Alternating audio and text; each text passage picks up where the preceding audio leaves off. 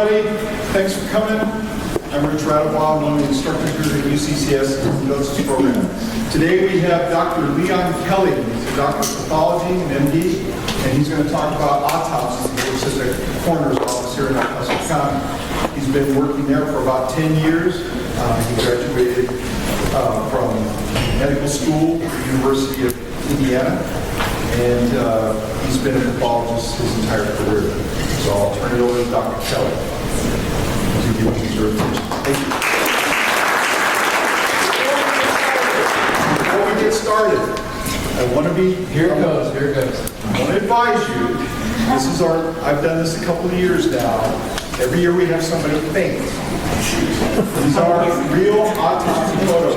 If you're in my class and you don't want to see this, that's fine. You can leave. It's voluntary only. Once you showed up, it's roll call, you can tell them to stay. When we've had people faint, I haven't had any people on my head. I love We you had too. someone faint, hit their head, and we had to call the ambulance. And try and stitch it. So I'm here, I know Halloween is here soon, it's away, but just let you know.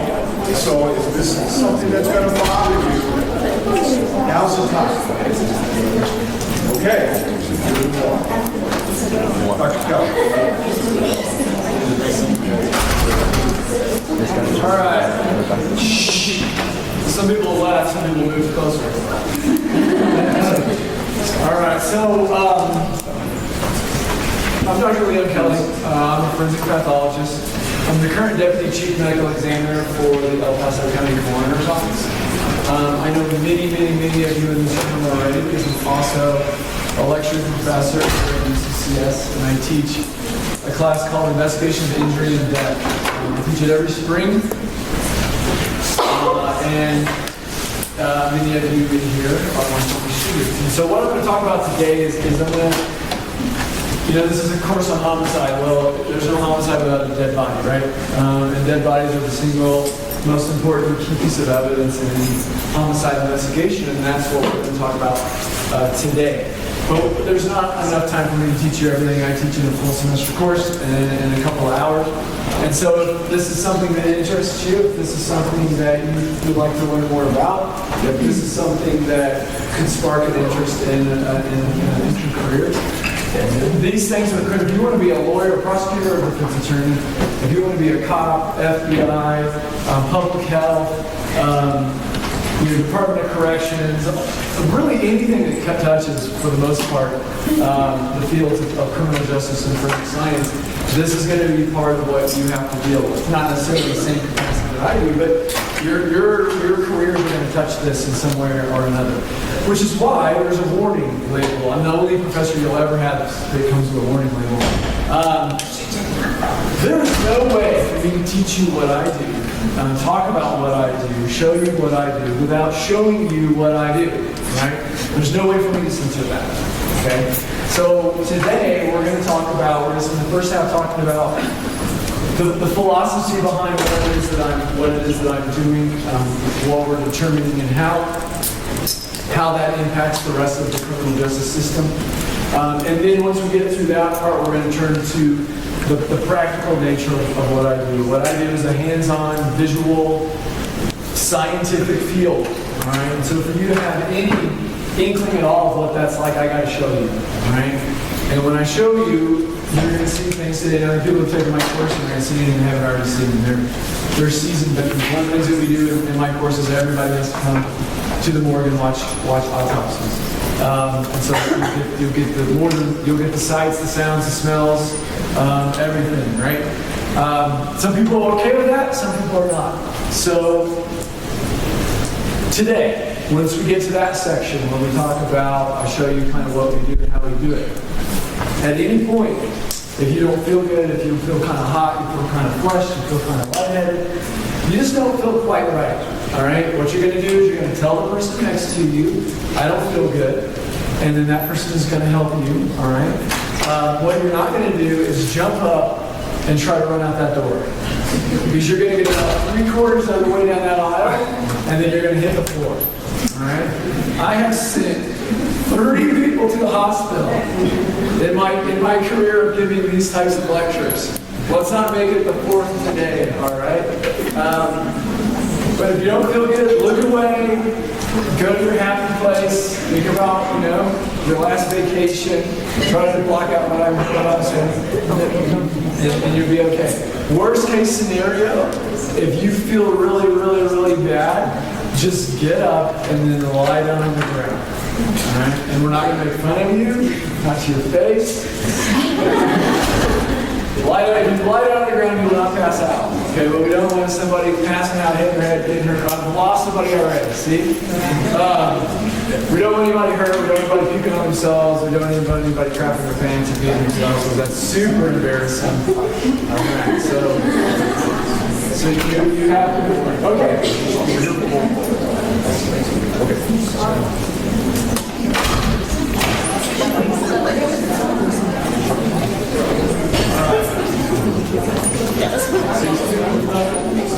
Okay, so I give lectures like these a lot. A lot. And a lot of young people come up to me and they say, I want to be a forensic pathologist. That's awesome. I see that on TV. My favorite show is Bones. My favorite show is CSI. My favorite show is whatever. I think it's so cool. All right? I said, that's great. That's awesome. You know why that's awesome? Because we need more forensic pathologists. Despite how sexy and awesome and cool it looks on TV, there's about 1/3 of the forensic pathologists in this country that we actually need. Okay? And so every graduating forensic pathologist, we only graduate about 35 a year in the entire country. All right, we'll talk about why that is in a second, but that's not near enough to meet the demand. In nearly every city in America, there are job openings for forensic pathologists. So I'm going to encourage you, yes, if that's what you want to do, awesome, wonderful, good for you. I will do whatever I can to help make that happen. I've helped produce a few in my day, not as many as I should have, but I've helped form a few. So how do you become a forensic pathologist? That's what you want to do? Good, awesome. But you got to know where you're going with this. You got to know what you're getting into. Okay, so I'll just tell you what my track is. All right, I have a bachelor's of science in biology from Indiana University. So I was born in Indiana, raised in Indiana. That's the only reason you would be in Indiana is because you were born in there. You're too young to have a choice. And so I went to Indiana University.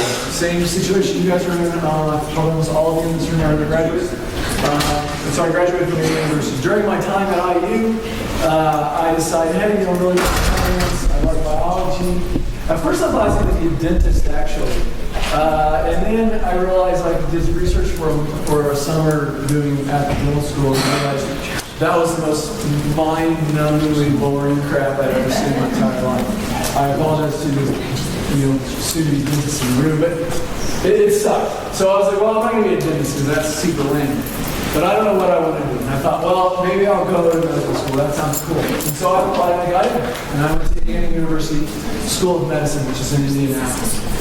And so BS in biology took me 4 years, a medical degree, and it took me 4 years. The first 2 years of medical school is pretty much just, you go, there's a big lecture hall, you all sit there and you listen, and you write stuff down, and then you take tests, and then you pass the test, and then you move on, right?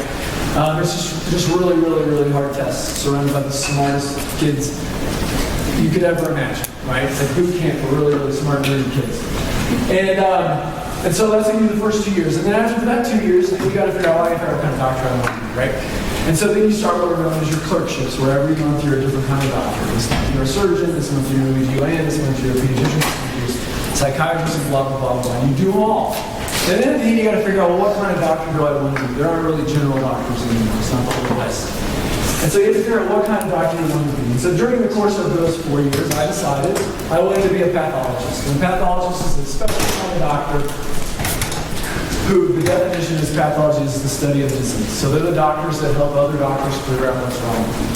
If you come to the hospital and you're sick and they don't know what's wrong with you, the pathologist helps figure it out. And if it's a lump, if it's a tumor, if it's whatever, then they take a little piece and then the pathologist looks at it in the microscope and figures out what you've got. You've got melanoma, okay, and then they know what to do with it. Oh, you just got a benign lesion, which is a fancy term for a mole. All right? If you've got some blood disorder, we don't know why you're bleeding, but you are. You need to learn how to do the right tests and help doctors figure out what's wrong with you so they can do the right thing, right? And there are two fields of pathology. There's anatomic pathology, which is tissue. It's actually looking at the organs and the tissue under the microscope. And then there's clinical pathology, which is the laboratory sciences. So the blood bank and the microbiology lab and the chemistry lab and all the other things that go on in the hospital that most patients don't even know exist, that when you show up and they say, we're going to run some tests, those are the tests that they're talking about. And the clinical pathologist helps run those tests and determine what tests are most appropriate and how to interpret those tests. And this is 4 years, and I did that at Penrose St. Francis here in town. Okay? At the end of that, you can just be like, okay, cool, I'm going to be a surgical pathologist, I'm going to be a clinical pathologist. Or you can go on and do additional training and be a subspecialist. So you pick one of the fields that you learned about in here.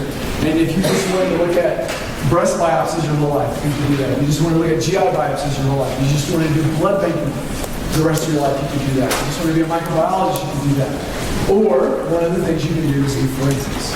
And forensic pathology is a very small subset of pathology where all you do is do forensics autopsies. So autopsies on people who died suddenly and unexpectedly of violent things to figure out how and why they died. And everybody who does this has to do 1 month of forensics.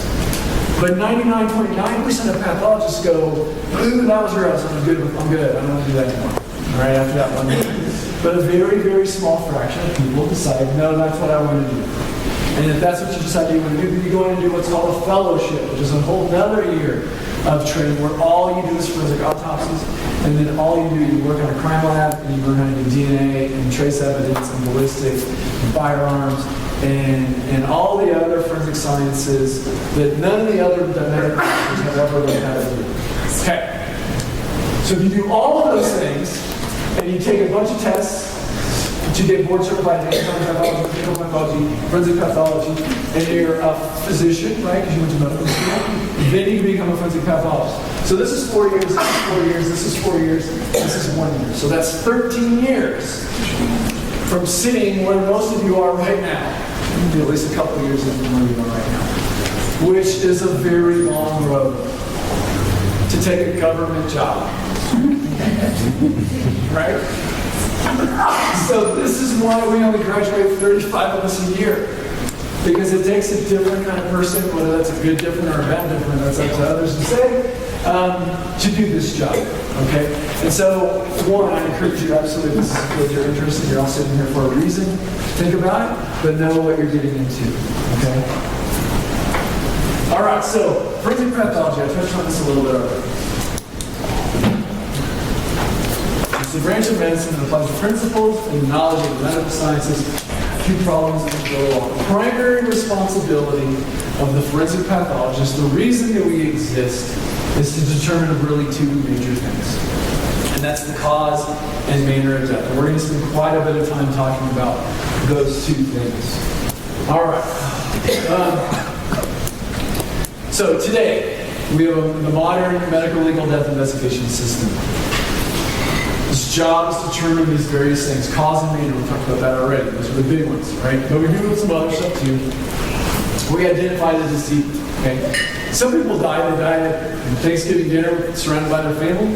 Everybody knows who they are, that's grandma. We're like, okay, cool, that's grandma, we're all good with that, yeah, we're all good with that. But some people are found in a homeless encampment, and everybody down there just knows them as Scooter, right?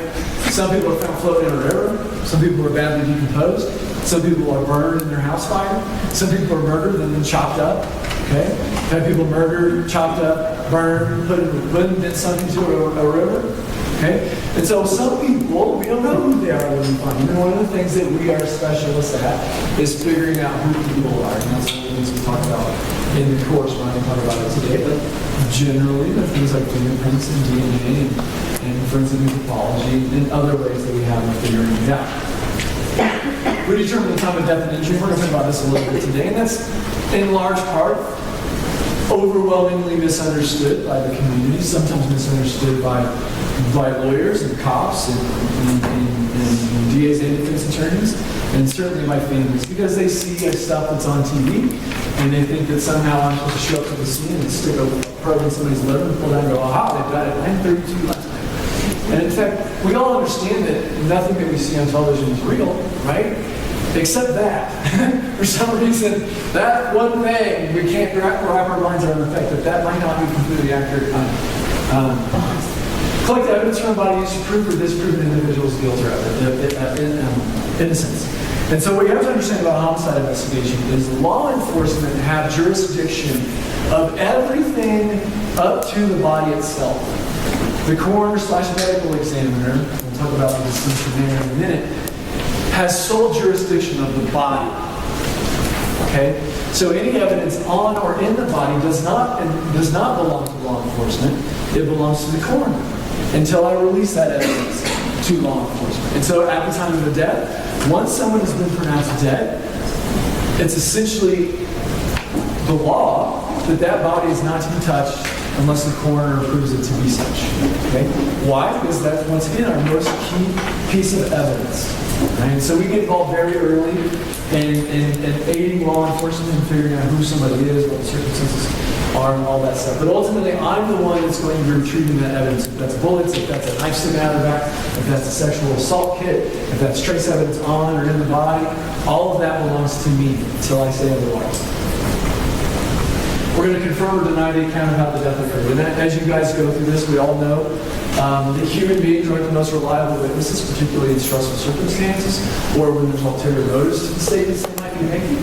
We all understand that even confessions through time are not the most reliable means of proving guilt or innocence. And so much of what we're doing is saying, here's the physical science, here are the facts. And then we ask the witnesses, what do you think happened? What did you see? And we figure out if the statements that they're making are consistent with the facts that we have. This becomes huge, particularly in our elder abuse and our child abuse cases. So in a case where a child has died from injury, we have injuries, we look at them and we say, okay, caretaker, you were the last one to see what happened, right? And if they tell us a story that's consistent with the injuries that we have, we don't have a problem, right? Kids can die from accidental injuries. We know. Right? If they tell us a story that we know cannot account for the injuries that we have, that's when we have a problem. Okay, documenting natural diseases. The overwhelming, still the biggest category of cases that we're going to do are going to be natural. They're not going to show up on the news. Nobody's going to talk about them. Do these high-profile. They're not going to make that. They're not going to make that forensic files about people who die from heart attacks, right? Even though that's what majority of people are going to die from. We're going to determine or exclude other contributing or causative factors. And this has a lot to do with drugs, right? And so, did drugs contribute to the car crash? Did drugs contribute to the death? In any way that can account for the circumstances. Even in homicides, where we have, let's say, two people who get in an argument, and one person defends themselves or injures another person. When it comes time to defend that person, one of the issues is going to be, well, how was the dead person behaving? What were they doing? This person saying they were violent and attacking me. Is that true, right? And so sometimes the talks and things and the injuries on the body itself confirm that, yeah, in fact, that is what happened. This person's high on methamphetamine, they've got abrasions over their knuckles consistent with throwing punches. That's what the other person says happened. And that may make it more consistent with the self-defense. Provide expert testimony. So this is big. When you ultimately, this is of course on homicides, ultimately someone's been killed and someone's going to be accused of committing that act, right? And so what's going to happen is the state and the prosecutors are going to say, we think this is the person who did it. And we're going to provide the evidence to a jury to prove that. And the defense is going to say, okay, well, we're going to make you prove that, right? Our client says that he's innocent. We want to see the evidence that says he's guilty. And that's what trial is. It's a presentation of the various evidence to decide who is and isn't at fault here, right? So there's two types of witnesses that are going to come through. One's going to be fact witnesses. And they're essentially going to be asked by both the prosecution and the defense, who are you? What did you see? What did you hear? When did you hear and see it? And they're just going to state what they physically heard and saw. They're not going to opine and give opinions about what they think happened. What did you see? What did you hear? When did you hear and see it? And that's really it. And then they're going to bring in expert testimony. Expert testimony, they're going to ask me, and they're going to say, Dr. Kelly, on this date, did you do this? Yeah. What did you find? I'll tell them the various injuries that I found, which is still facts. Right? No one's going to dispute that that's a hole there. Right? But then they're going to take it one step further. And then they're going to say, okay, Dr. Kelly, what do you think happened? right? That's very different than what do we know. The expert testimony is providing what do you think? Based on your experience, your training, what do you think happened here? Well, who's to say what I really think and don't think? Right? Nobody can prove it or disprove it. It has to be, it should be based on sound scientific reasoning and logic. But we all know that there are people out there who you can write really good checks to, who will say things that aren't necessarily grounded in good science and logic. Right? But it's their opinion, right? They publish books, they go on TV, and they do all these other things, right? So this is a very powerful thing to provide expert testimony in court. Right? Because you're not saying what you know, you're saying what you believe to be true. And this is where when we get into trouble, particularly with people who have gone to prison for things they didn't do, or for people who don't go to prison when they should have. Because it turns out that the testimony provided, the expert testimony wasn't grounded in science. All right, and then we create our denied tissue for heart. So if there's someone who's injured, they got blunt head trauma, their heart's still beating, so they want something good to come from this. They'll ask the family, can we have the organs to donate to someone else? Ultimately, they call the coroner, and then we say whether they can or can't have the tissue. If we need the tissue to figure out how long the person died, we say no. If we're like, no, we got it, we figured it all out, let's have something good come from this, then we'll say yes. And almost 100% of the time, you say yes. So there's two types of systems. And this is important for you to know. In the United States, and you'll hear these terms, and sometimes you'll hear them interchangeably. I'll use them interchangeably from this point forward, but it's coroner medical examiner. So in about half the country, the agency that's in charge of figuring out how and why people die is a coroner. And the coroner is the old system that we adopted from England when our country was founded. And it's essentially, in the old days, was someone appointed by the king whose job was to collect taxes and investigate deaths and place blame. But when we adopted it ourselves, essentially we made it an elected position. Because we're Americans, so we like to elect. So we elected this person, and this person is now in charge of figuring out how people die. And that's how it's been from the very, very beginning. The challenges with this system is it's still elected. And in the overwhelming majority of places where the coroner system is still in operation, like Colorado, the qualifications for who can run for this position have not changed since the 1800s. And so in Colorado, to run for coroner, you need to be 18, registered voter, and non-felon.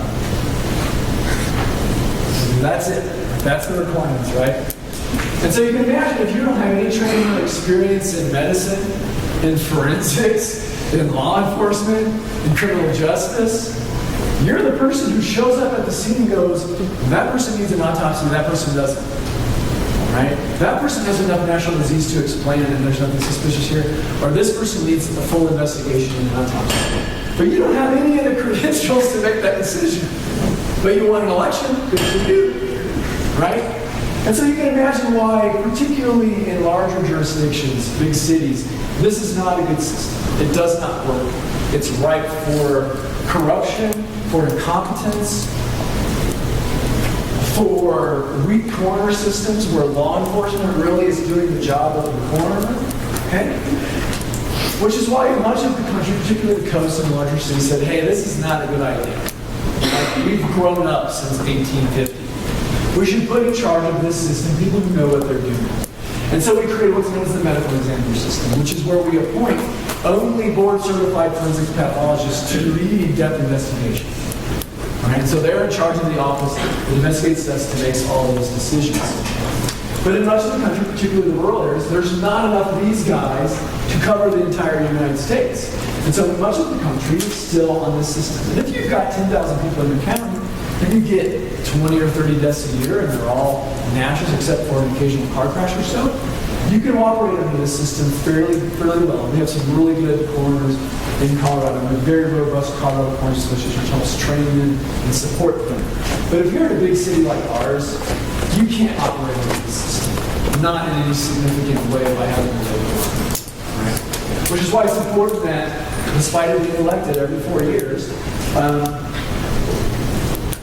we elect someone who actually has the qualifications to know what they're doing. Right? So, from this point forward, I'll use those terms interchangeably, but now you know the difference. All right. CRS 30-10-606. This is essentially the Colorado Constitution portion that deals with the coroner. And that law says, the coroner shall make all proper inquiry respecting the cause and manner of death of any person in his jurisdiction is documented in the following. This lays out all the circumstances in which the coroner has legal jurisdiction. And you can essentially summarize all of it with the person died suddenly, unexpectedly, not natural, or their death constitutes a public health risk to the rest of us. So whatever they died from is so dangerous, or could be dangerous, that all the rest of us now are in danger, so it's important that we figure out what exactly happened. Okay, so, in any city, about 1% of your population is going to die per year. 1% dies. In our El Paso County, about 80% of those people who die are going to get reported to us, to the coroner's office. All right. Why don't all of them get reported to us? Well, a certain percentage of them don't fall into those categories, right? It wasn't sudden, it wasn't unexpected, it wasn't non-natural, and their death is not a public health risk. These are older folks who have well-established natural disease. They're expected to die. They're terminally ill, let's say with cancer or congestive heart failure, all these other problems. We know they're going to die. We expect them to die. So when they do, that's okay. We're not worried about them. Right? We have no reason to believe anything bad happened to them. And we don't even get called on those people. Their primary care doctor, their doctor of the hospital, signs their death certificate, they go straight to the funeral home, and the family proceeds with their grieving process and whatever arrangements they want to make. But 80% of the people have something going on that needs to contact the coroner's office, and so they do. Now, of that 80%, about 60% of that total is going to be released. They're going to call us, they're going to tell us the circumstances, we're going to go to the house, we're going to look at them, we're going to go, okay, well, they died at home, they weren't under the care of a doctor, but they've got just apart from it, they've had 5 heart attacks, they've got diabetes, they're obese, they're smoking, they've got all these problems. It was not unexpected. And so we're going to release the body at that point directly to the funeral home. So we've been contacted, we've reviewed it, we're good, they go on. Okay, so that we distill all of this down to now only 20% of all the deaths need to come to us for an autopsy, for an examination. And of that, about 5% of those total cases, I'm going to take the body, I'm going to look at the outside, I'm going to roll it over, I'm going to make sure there's nothing crazy going on, and then I'm going to say, okay, based on what I know about this person, based on their medical records, I don't need to autopsy this person. I don't need to take a knife, cut it open, and pull out all their organs. Why are they here? Well, they were in a car crash 2 weeks ago. They've got injuries, and they've died of those injuries. So it's sudden and unexpected and injurious, but we already know really why they're dead. We figured it out already. We don't need to do any more tests. Okay. So 5% we're going to external, which leaves us 15%. 15% of all the people that died in El Paso County ultimately make it to me to do an autopsy. That's important because most people in the community, if you ask them, would think everybody that dies gets an autopsy. That is not true. We only need an autopsy of a few percentage of people, very small percentage of people, who we either don't know why they're dead, or we know why they're dead, but it's so bad, and it's injurious, that there may be issues with it later, like a trial, or a lawsuit, or some other thing, okay? So my job is not to figure out why every single person in El Paso County has died. We don't have the time, the resources, or the legal statutes to support me doing that. My job is to figure out the worst of the worst. Okay? When the really, really bad things happen, that's our job, is to figure out those. All right, so the organization. So in El Paso County, we have our elected coroner. And that elected coroner oversees the medical examiner, forensic pathologists. And then we oversee all the board technicians, the folks who actually physically help us do the autopsy. And then we also have a team of death investigators. So when you're out there and you're like, oh, I think this is really cool, I'd like to do this. Like, I don't want to go to medical school. That sounded way too hard. Which, that's probably what it was.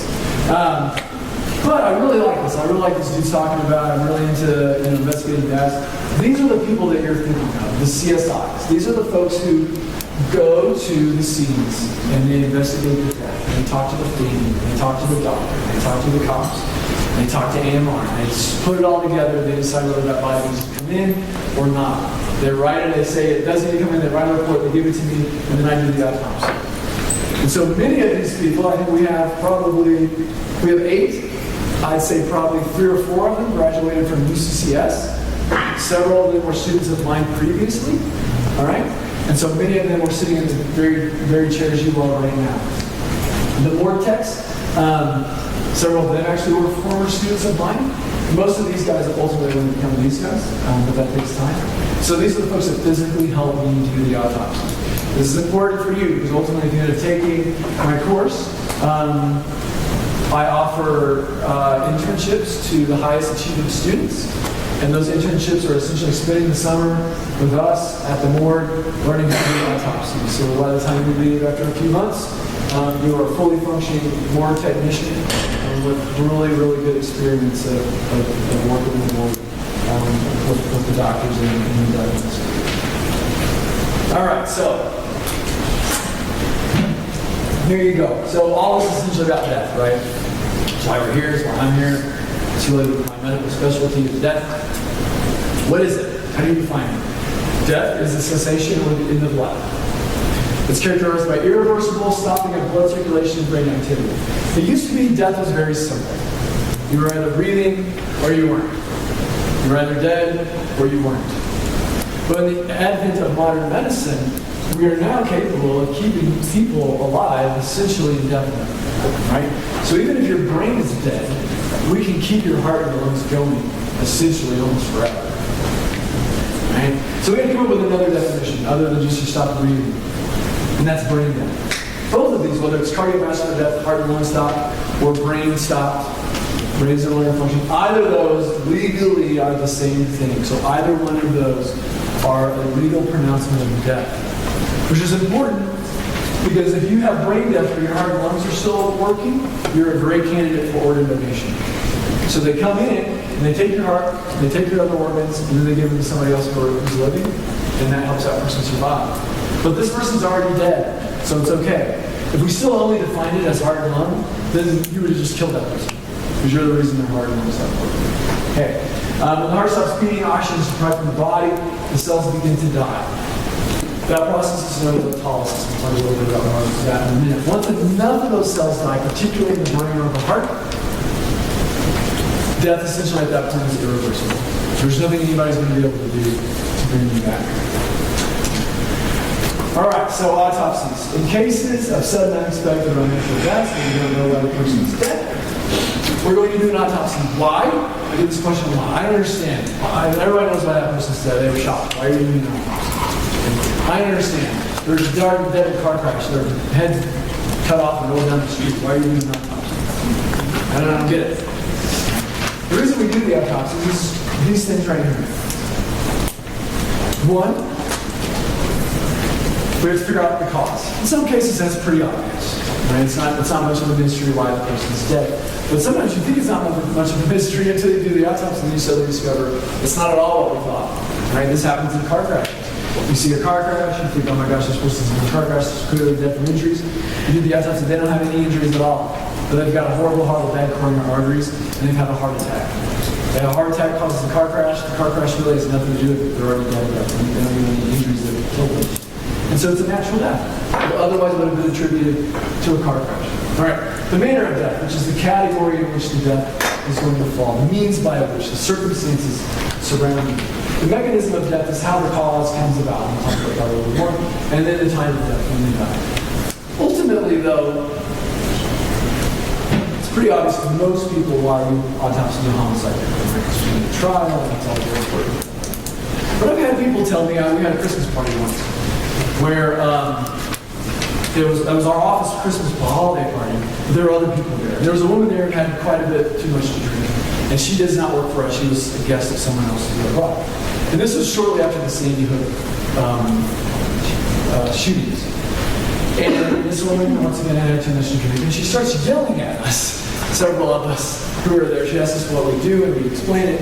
And she starts yelling at us about what horrible monsters we are. Who would autopsy these children who have died, right?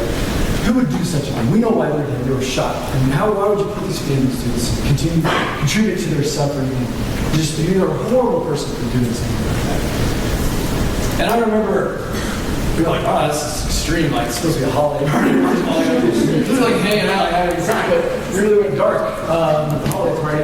And then 2, you really offended us. This is what we dedicated our lives to. And then 3, I said, I guarantee you, within a few months, there will be people saying that those kids weren't killed, that they were killed by somebody else, that this is a cover-up by the government, this is some other batshit crazy thing, right? Guaranteed.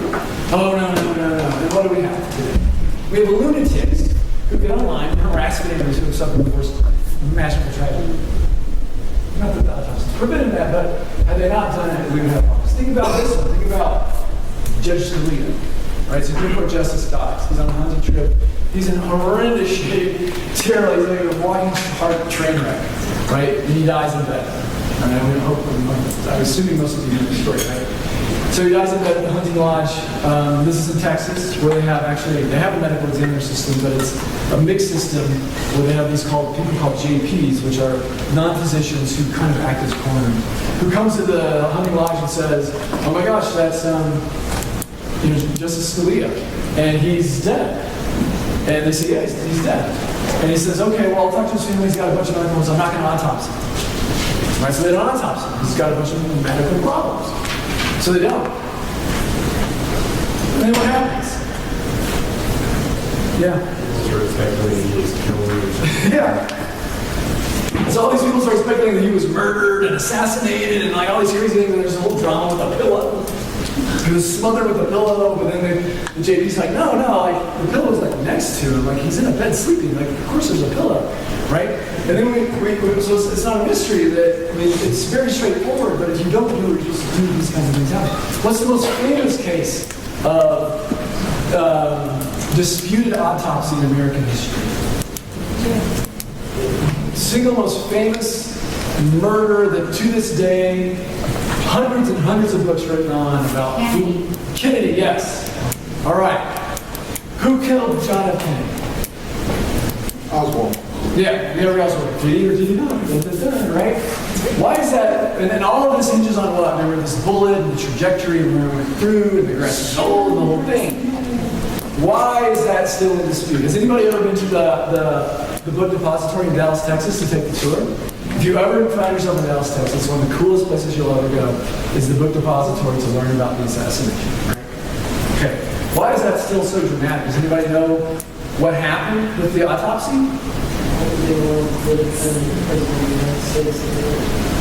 No, he got an autopsy. Does anybody know who did it? Okay, so Dallas, Texas that's where I train. It's probably the top 1 or 2 forensic pathology programs in the country.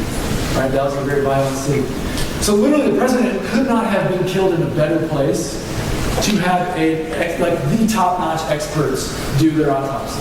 But what did the federal government do? Does anybody remember?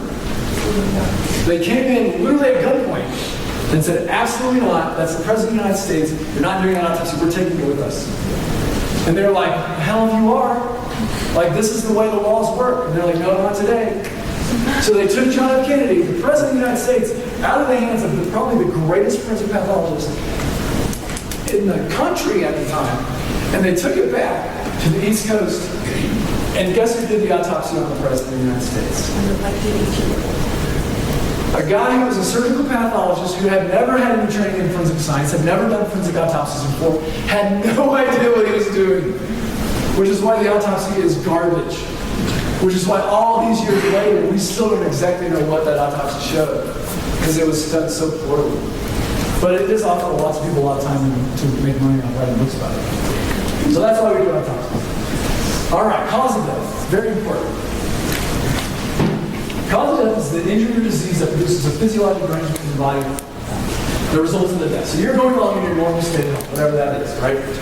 Some event occurs, and then you go from your normal state of health to death. And that could be instantaneous. You're walking across the street, car drives through the intersection, hits you, kills you, right?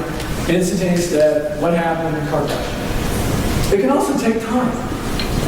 So, you're walking across that same intersection, you get hit by a car, you don't die, but you get brain injury. You have brain injury results in seizure disorder. You live for 10 years, but you've got all these medical problems because of your epilepsy. And then you ultimately die of epilepsy. So the original event was the car crash, but that car crash may take years, sometimes decades, to ultimately kill you. The immediate cause of death is the disease or injury that's present at the time of death in your life. The proximate or underlying cause of death is the original event that set you in that physiologic chain of events that ultimately led to your death. And this is important because it's the underlying cause of death which is going to drive you in. So if I told you somebody died, and you said, why? I said, well, they had sepsis, which is a bacterial infection. That sounds like a natural death, right? Okay. And I said, well, why did they have sepsis? Oh, they had sepsis because they had a bladder infection, a kidney infection. Oh, that sounds pretty natural too, right? Well, why did they have a kidney infection? Oh, it's because they had a tube that went into their bladder. And that's how the bacteria got injured. Oh, okay, well, that sounds pretty natural. Why did they have that tube in their bladder? Oh, they had that tube in their bladder because they were paralyzed from the waist down. And they couldn't control their bladder, so they had to have that. Oh, okay, really? Well, that's weird. Why were they paralyzed? Oh, because they were shot in the back. Right? So why did they die? The immediate cause of that is sepsis. Sounds pretty natural. But what's the underlying cause of that? Gunshot wound to the back. Right? This is going to drive a man. So in that case, this is a homicide. All right, mechanisms. These are the things that are often confused with causes. The mechanism is really just how the cause killed you. So if you're stabbed and you bleed out, exsanguination or blood loss, same thing, is the mechanism. Okay? You didn't die of blood loss, right? I mean, you kind of did. The blood loss just doesn't happen on its own. You're just walking and then spontaneously all your blood just shoots out of your body, right? There has to be a reason why you've lost blood. What's the reason why? Well, because you were shot or stabbed or whatever it is. And then sometimes people attribute things as the mechanism that aren't really mechanisms at all. So one of the classic ones is when doctors have a patient that dies and they say, well, why did they die, doctor? And they say, well, based on my expertise, they died of cardiopulmonary arrest. Cardiopulmonary arrest. Like, really? Fascinating, because cardiopulmonary arrest means their heart and their lungs stop beating, which is essentially the definition of death. So what you've said is they've died of death. That's not an actual cause. Why did their heart and their lungs stop beating? Oh, well, because they were straining. Or, oh, well, that's because they had a massive hemorrhage from a ruptured aorta or whatever. You're like, oh, well, that's actually why they're dead. That's the reason why they're dead. Okay, so this is a death certificate. And on a death certificate, there's a bunch of jibber-jabber about who you are and where you live and all that. But the important parts are the manner of the cause and the contributing factors that have gone into your death. So causes are essentially infinite. There's no limit really to the number of things that you can die from of various combinations. And most of the time we'll agree on the cause. That's not much of an issue. It's where we get to the manner is where we have problems today. And the manner is essentially an opinion. It's an opinion of how the circumstances with which that cause came about. Okay? The opinion based on known facts concerning the circumstances leading to and surrounding that in conjunction with the autopsy and the lab findings. Okay, so I don't have the board here, but usually at this part, you just have to imagine. Okay? You know what a Venn diagram is? 3 circles, right? Okay. So we had a big one up here, like at the top, like, woo, right? That would be our autopsy, goes in a big circle at the top, right? And we're figuring out the manner of death. And everyone can understand that. You can't really come up with a manner without a cause for the most part. There's a few circumstances you can. But that's not it, right? That's not everything that you can use. So in this case, let's say we all came in here today, and there was a body on the floor. You're like, wow, this guy's legit. Like, he's a real presentation. He's like dead bodies. I'm like, no, I didn't bring that dead body. It was already here when we got here, right? And we all come up to it, we're like, this is a really weird coincidence. And then we look and we see the head, and there's a little hole on the person's head, right? I say, okay, we got a problem here. Everybody out. Everybody get out. This is now possibly a crime scene. We got to figure out what happened. You all go out in the hallway. And then I'm here for a little bit, and then I come out. And you say, well, what happened? I say, I know what happened. I'll give you a clue, right? If you guys can figure this out. You get to ask me one question. All right, I'll do the autopsy. I do the autopsy here. I bring all my stuff with me for some reason. I don't know why I do that. But I do the autopsy right here. I say, okay, I'll tell you. Cause is a gunshot wound in the head. And they're like, well, what happened though? I don't understand. I say, okay, you get one question to help me sort it out. What would that question be? About anything. Okay, let's say, well, let's limit it to the scene. You want to ask a question about what happened, what was in this room. All right, what would the one question you'd ask to help you sort that out? Let's talk about our options. What are our options? He shot himself. Somebody shot him. Shot himself on purpose. Somebody shot him, or he unintentionally shot himself. Which we're going to pretty much exclude that one because that never happens. All right. So our options are somebody shot him, or he shot himself. And you're all out there. And you get one question to ask him. Yes. So is there some kind of like marking that we on the entrance of the room that determine how far away it is? Yeah, so also let's say I tell you it's intermediate range gunshot wound, which means the bullet, the weapon was within a half an inch up to a couple feet. Okay, but you get one question about the scene. That's all you get from the autopsy. Yeah. Is the gun in the room? Is the gun in the room? If I tell you yes, what do you think it most likely is? Suicide. If I tell you no, what is it most likely? Homicide, right? Based on that one question that didn't have anything to do with the autopsy. Right? So that one question led us to the correct manner. Now, you get one more question. In this case, you get a question about the history. You can ask me anything about this guy who's dead on the ground. What's it going to be? Mental health history. I say, yeah, he's suicidal. He's tried 3 times in the last 6 months to kill himself. He's verbalized that he's going to do it with a gun. The gun's there. It's near. How comfortable are you with this being suicide? Very comfortable, right? Okay, what if I told you when I came in the gun wasn't here? And when you asked me the history, I told you the guy's a drug dealer, and I told us we got a text message that said he was meeting at this location to sell a bunch of drugs to somebody, and that's the last thing I heard of him. How comfortable would you be that this is a homicide? Very comfortable, right? It's the same autopsy, though. Do you understand that? Nothing's changed with the autopsy. It's the scene in the history. So without the scene in the history, in most cases, the manner cannot be determined. It hinges entirely on that. Where do I get my scene information from, generally? Law enforcement, my own investigators. Okay? I rarely lay eyes on my own on the scene. I'll have photos. Okay, where do I get my history from?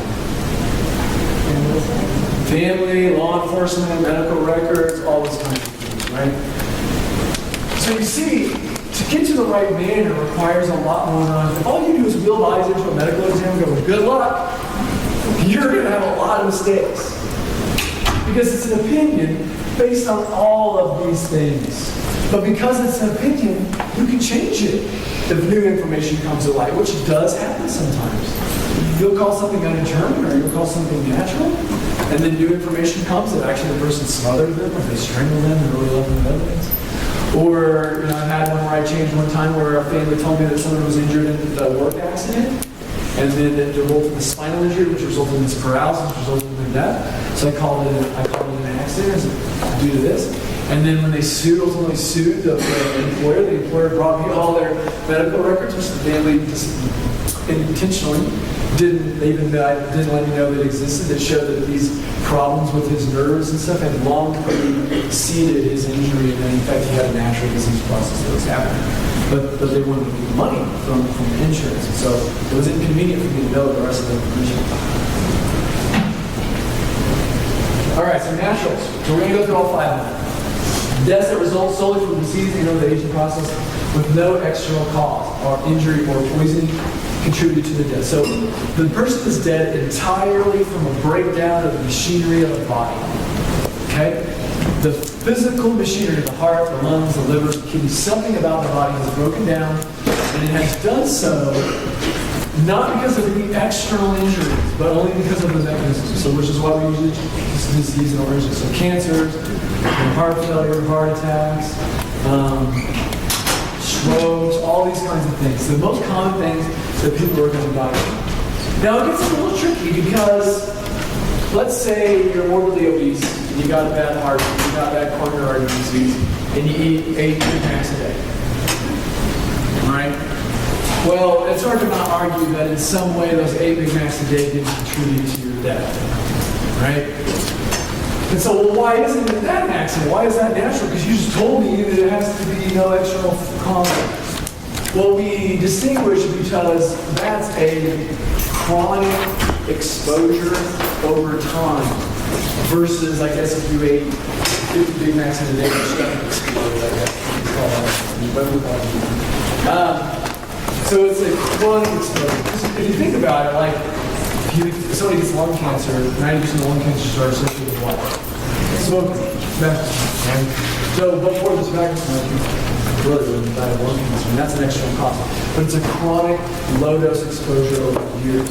You can make the argument you get malignant melanoma, which is skin cancer, right? And why are you dead?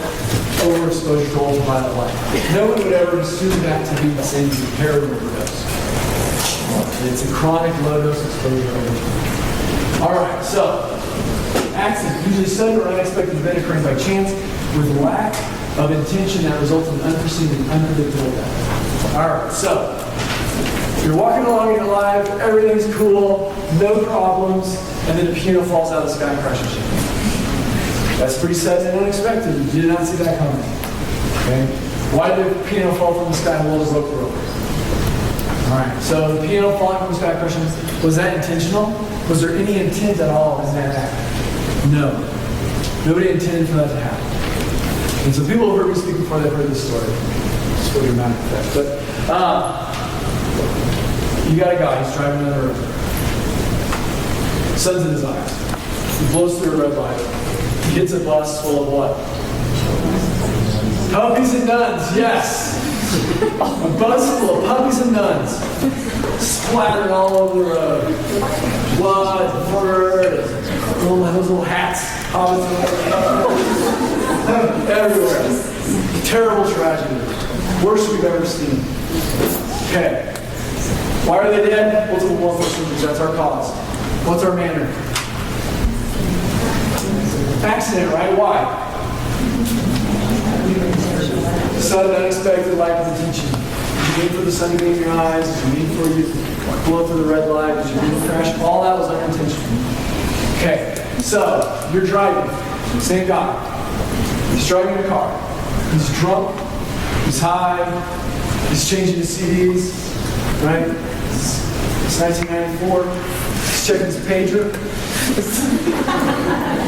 He's got the first cell phone that was ever produced. He's taking pictures of his junk. Driving. And he blows through that same rod, hits that same bus at Nuns and Puppies.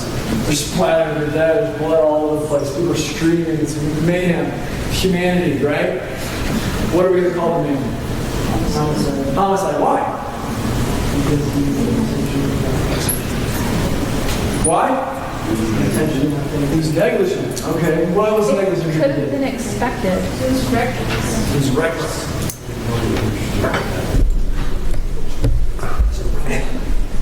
Okay. So how many? Let's vote on this one. Homicides. Raise your hand for homicides from this guy. Yes, it's good. All right. Accidents. Raise your hands for accidents. Nobody has sympathy for this guy. Okay. What's our definition? Usually said that an unexpected event occurring by chance of lack of intention results in unpredictable death. Why are these people dead? Why are the nuns and puppies dead? Blunt force injuries, that's their cause, right? Why do they have blunt force injuries?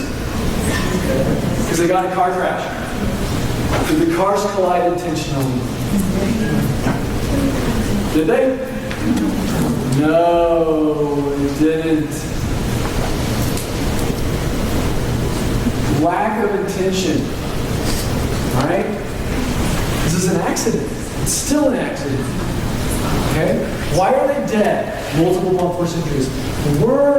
Why multiple injuries? Because the cars collided. Did the cars collide intentionally? No. Therefore, it's an accident. Does it mean this guy's not going to jail?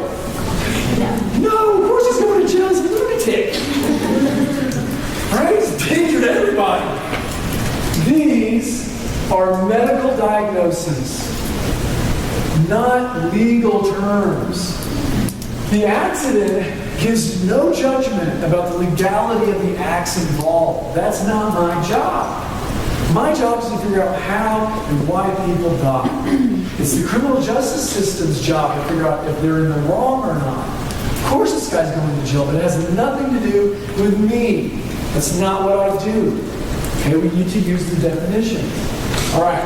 Suicide, self-inflicted act of taking one's own life voluntarily through one or a series of intentional actions. that greatly increases the chance of he or she will die. The act itself is an intentional act. The act is known to cause death or greatly increase the risk of death.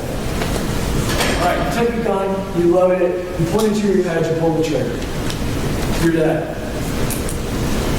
Were any of those acts unintentional? Every one of them required intent. I intentionally picked up the gun, I intentionally loaded the gun, I intentionally pulled my head, I intentionally pulled the trigger. What was the result of that death? Okay? That is the definition of a suicide. It doesn't matter what they thought was going to happen. It doesn't matter if they were drunk. It doesn't matter if they were high. It doesn't matter if they were insane. It makes no difference because that's not part of the definition. The acts were intentional. Yes? How does associate suicide? That's a good question. Probably beyond the scope of what we're going to talk about today. But essentially, 5 years ago, they were homicides. If you took something and injected it into another human being with or without the consent that ultimately killed them, that would be a rule of homicide. Okay. Now we have a form of not really assisted suicide because the person has to be able to perform the act themselves. They can be prescribed medication and take it. But the law is very specific and they have to be the one who takes it, not someone administering that to them. That would be a whole different issue. And probably would result in criminal charges. But in the cases where people do that, that would still, from a medical examiner standpoint, qualifies as a suicide. But the laws are written such that those deaths circumvent the coroner medical examiner system and go straight to the funeral home. We don't ever see or touch the death certificate. The physician who prescribed the lethal medication is responsible for completing the death certificate. And they will typically sign those death certificates as natural. Because the medical examiners and coroners made it very clear that for us then to turn around and call that natural is essentially a direct violation of the very basis of all the rules that we have to follow. Right? And we'll talk about some other rules we have to follow that are often convenient. But we follow the rules. The rules, you don't used to use the rules when they're convenient. We follow the rules all the time, right? And so we don't have to deal with this. Here. All right, homicide. Killing one human being by another through a volitional act which causes injury, harm, fear, or death. So the act that ultimately leads to death is intentional. That act is known or meant to cause injury, harm, fear, or death. So we perform an act on another person that we know is an injurious act, and they ultimately die. Now, it does not mean that our intent is that they die. Right? So if somebody busts in here, and they're like, I got a gun, I'm going to shoot all you guys, and, whatever, one of us has a gun or whatever, and they shoot at the person, and the person dies. Right? Okay, and then the rest of us are on. That's great. God, right? The person who shot that person didn't necessarily mean for that person to die. They just didn't want him to harm anybody else. Okay? In the same sense that if some guy took us all hostage and the cops, SWAT team had to set up on this roof over here, their goal is to prevent our deaths. Their goal isn't to I want to really kill that guy. Right? They're going to do what they have to do, but if they shoot him and he dies, we're going to roll a homicide. Why? Because the act is volitional. The cop intentionally loaded that weapon, pointed the weapon at this person, and pulled the trigger. And that's why they're dead. Is that a crime? If everything happened the way I just told you, we were all held hostage at gunpoint, threatened to kill us, and the SWAT team saves us all. Is that a crime? No, absolutely not. This person's a hero. Saved all of our lives. It's tragic still that this other person was in a place where they did this and they died, but nevertheless, that person's a hero. The cop. It's not a crime. So all homicides are not murders. I had a case where there was a family, a young family, mom and dad, I think 3 or 4 kids. And one of their kids was obese and he had schizophrenia. He lived at home. They had done a really good job of caring for him. But he was a teenager, he was like 16 or 17, a really good kid. Dad comes home with ice cream. Everyone's, ice cream, ice cream. This is a sad story that starts with ice cream in some other way, but ice cream, so they get ice cream, he eats his ice cream, the kids eat their ice cream, the parents eat their ice cream. And then in the end, he wants more ice cream. And I was like, son, I don't have any more ice cream. This is it. He loses his mind. Grabs a bottle, busts it over the mom's head, tries to strangle mom, hits dad, attacks dad. The whole family climbs on top of him, wrestles him to the ground, calls 911. We're all like lying on him so he doesn't hurt himself or try to attack anybody else in the family. It's all a true story. And AMR shows up 5-10 minutes later. They come in, like, okay, everybody get off of him. We got this. They roll him over. He's unresponsive. He's under cardiac arrest. He dies. Okay, horrible, horrible tragedy, right? I autopsy him. He's got minor injuries, consistent with the story they told. He's got some PTPI because it's a positional asphyxia. And that's what I call it, mechanical asphyxia. A combination of obese as well as all these, the whole family are lying on top of him. Why is he dead? I just told you. Was that volitional? Did they intentionally jump on his back and wrestle him to the ground? Yeah. Did they need for him to die? No. Is that the definition? No. The volitional act led to his death after will and homicide. Sucks. Right? It's tragic. Now they're going to blame themselves. Looks terrible. It's put in the paper. Same thing happens with law enforcement. Some guys trying to hurt themselves, trying to hurt other people. They get him, they wrestle him to the ground, they get him into jail. You know, they're trying to handcuff him, they're trying to keep him safe, they're trying to keep themselves safe. During the course of that, he's high on methamphetamine and cocaine. He arrests during physical struggle, dies. Their physical restraint, physical struggle contributed to his death. Was that volitional? Mm-hmm. Where we rule it? Homicide. How much do you think cops like that? Not a lot, right? Very upsetting. We did everything we're supposed to do. We followed every protocol exactly the way it's written. We had no intention of even hurting this guy. We're trying to help him, protect him. That's not the rule. That's not the definition, right? But what's important is that this is a medical diagnosis, not a legal one. Okay? And I literally had a conversation on Friday with a reporter about this very issue. Why is it that when people die in jails, when people die in custody, when they're struggling with police, we roll a homicide? Doesn't that mean that the cops murdered him? No, it doesn't mean that at all. Not even close. Some cops murder people, but not in this particular case. I'm going to come to our game. Right? That's not what that term means. It is not equal to murder. Okay? Same thing as I'm testifying. The defense attorney, if they're a good defense attorney, is going to say, Dr. Kelly, when you ruled this a homicide, do you know who did it? No, I have no idea who did it. Honestly, couldn't care less in most cases, right? And does that mean that the person is legally responsible for it? No, it's not what it means. It's medical diagnosis. Intentional action leads to death. It is in no way a judgment of innocence versus guilt versus who did it versus who didn't. And that's critical for the jury to understand. I don't ever want it to be, well, the doctor said it's a homicide, so that doesn't mean it's murder. Because that's not what that term means. All right, undetermined is the last category. Cannot determine the manner of death after completion of autopsy investigation. Usually comes in two flavors. One, we couldn't figure out why they were dead. So if you can't figure out why they're dead, you're probably not going to be able to figure out the manner. There are a few exceptions to that, though. I had a case one time where there was a woman and the woman goes missing, and she's gone missing for a decade. Okay? And her boyfriend was a really shady character. He'd been involved in a lot of crime. Had done some bad stuff, had been subsequently arrested for doing really, really bad stuff. And part of his plea deal was, okay, I will tell you where she is. Okay? And so he tells where she is. And so he does, and he says she's in this lake in Arizona. And so sure enough, the FBI came, they dove for several weeks trying to find it. They end up finding this big oil drum, brings it up. We take it to the shop, we cut the top off of it, scoop my hand in, pull it out, and there's some bones in there, some charred bones. So we spent the next 8 hours piecing through all of them, collect all the bones, and there wasn't anything bigger than a quarter in there left. Everything else was charred. So what happened was, she dies. He chops her up into a bunch of billion little pieces. He takes her to his shop, he puts her in an oil drum, burns her remains in the oil drum, and then he welds the oil drum shut, and he and his dad drive her to Arizona, and then they dump her in the lake. And they don't tell anybody where she is for 10 years. So what's her cause? I have no idea. No idea how this is dead because it's impossible to figure it out. So can I rule it undetermined? I could have. But in this case, because I can use the autopsy, right, and the scene, and the history, I can use all those things to make my determination. I ruled this a homicide.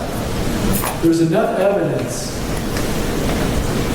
that these other acts and events that occurred that was well more than 50% convincing that this was a homicide. He claimed that she overdosed on heroin, and then his natural response was to chop her up and then put her in a barrel and drive her to his own. Which, drug addicts do crazy stuff. But I felt that was above and beyond the issue. I've done lots and lots and lots of drug dumps, death cases in my life. I've never seen anything that even remotely approached that. And so I felt comfortable calling it. Of course, the defense attorney didn't like that at all, but that's not my problem. Or the other category, which is actually more common for undertones, is we know the cause, but there's enough evidence to put it into more than one category.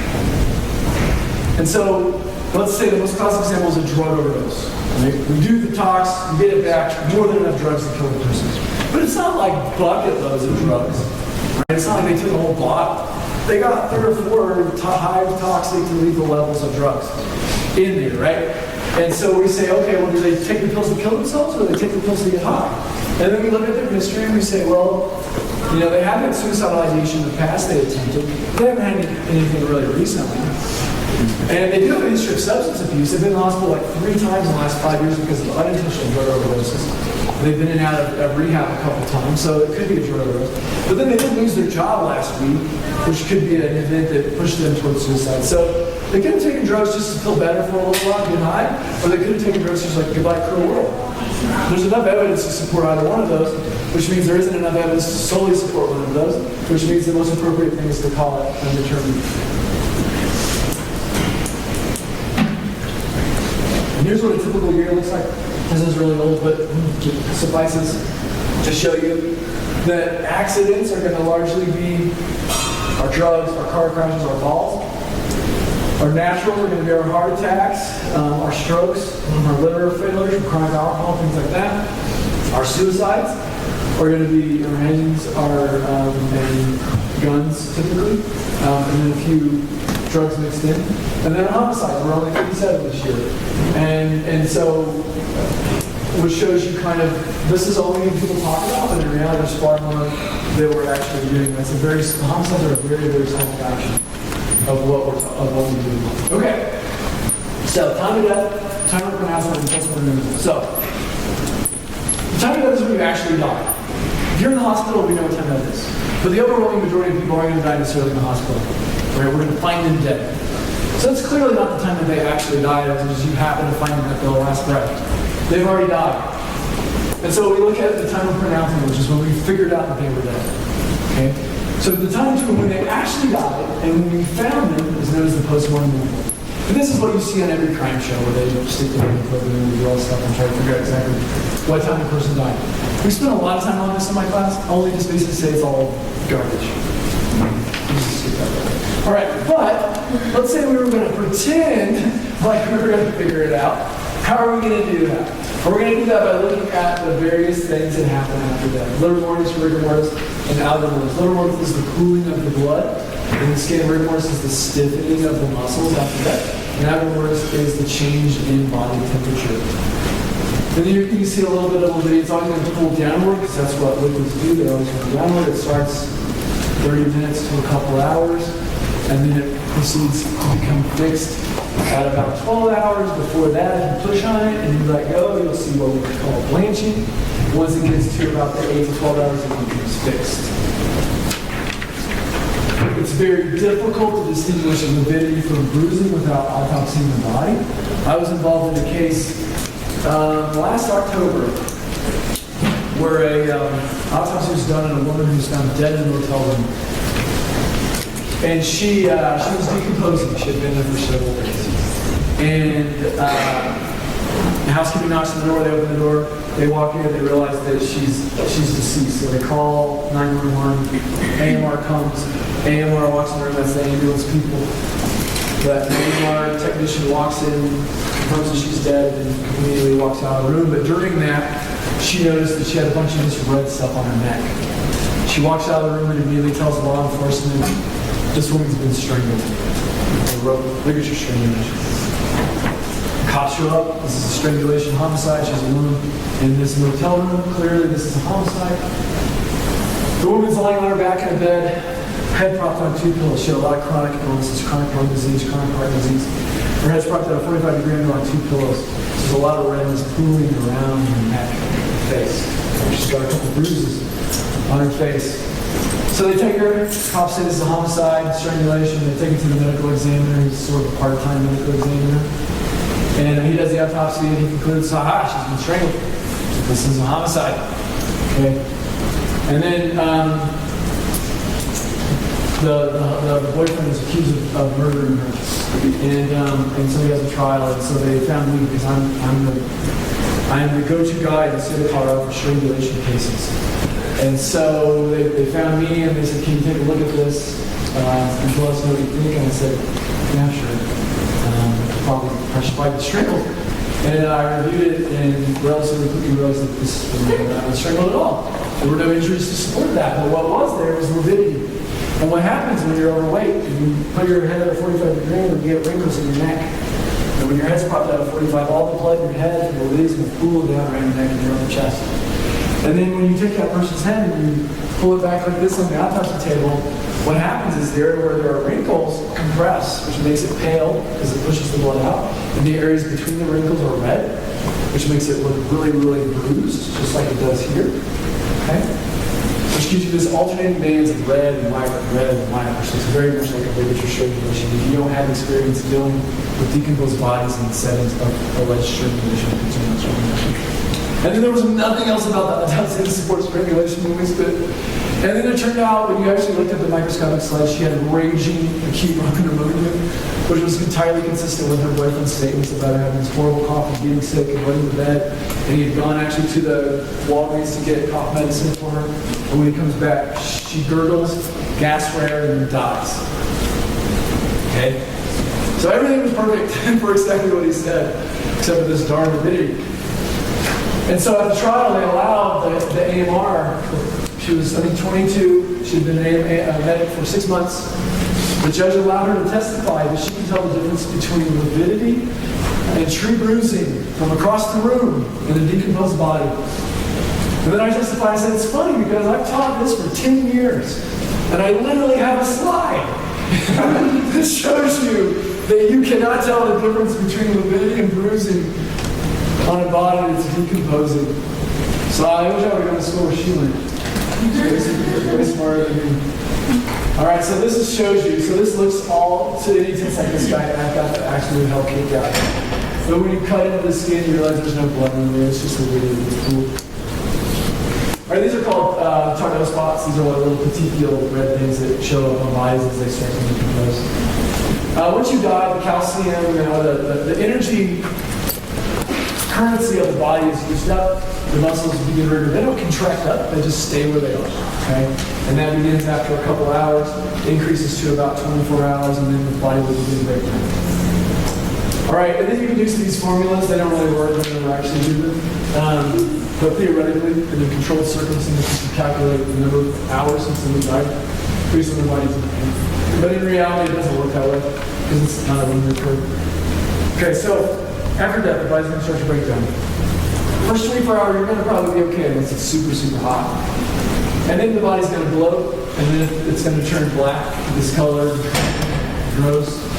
And then the tissue itself will begin to break down. The tissue of the flesh will actually dissolve around it. And then you're going to either get to one of two things, either skeletonization if you're in a really, really, really dry environment, or saponification, which is like a waxy change of the body if you're in a really, really wet environment. So in Colorado, we only really get skeletonization. If you were like in Louisiana, in the swamps, or in Florida, Everglades, you would get saponification. They would never get mummification. And so here's the guy, he's shot in the head, he shot himself on the streets here. But the reason why, this is when it gets bloody. We're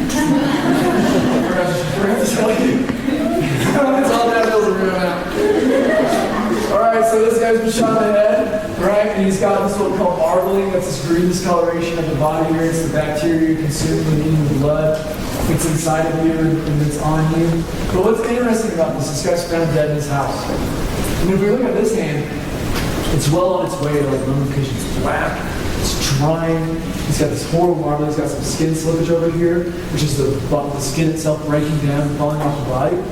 But when we look up here, if I only showed you this, for all you knew, this would be just an old dude's hand who's alive.